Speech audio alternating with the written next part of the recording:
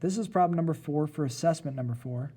In this problem it says, use the graph to find the following: the sign of the leading coefficient, the vertex, axis of symmetry, intervals where f is increasing and where f is decreasing, and the domain and range.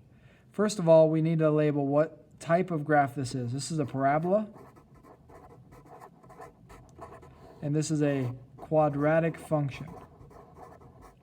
I always think it's important to state what type of graph we're looking at and what type of function we're working with.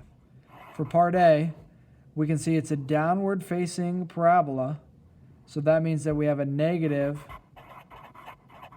leading coefficient. And I'll just say LC, negative LC. Part B, the vertex we know is the maximum or minimum of a parabola, and in this case, because it's downward facing, we have a maximum, so our vertex is 1, 1.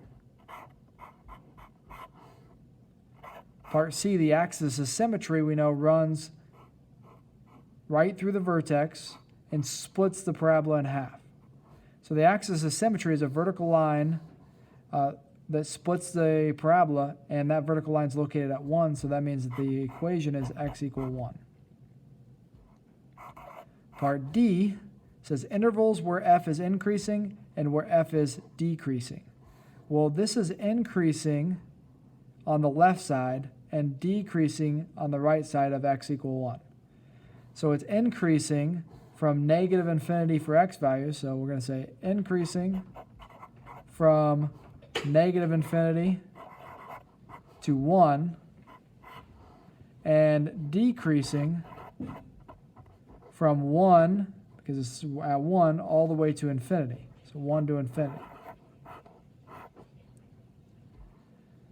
Part E, it says domain and range. Well, the domain of this function, because it's a quadratic, the domain is going to be negative infinity to infinity because this stretches out each direction forever. So our domain is negative infinity to infinity, but the range, well, the range has to be below 1. So the range is going to go from negative infinity to 1, including 1.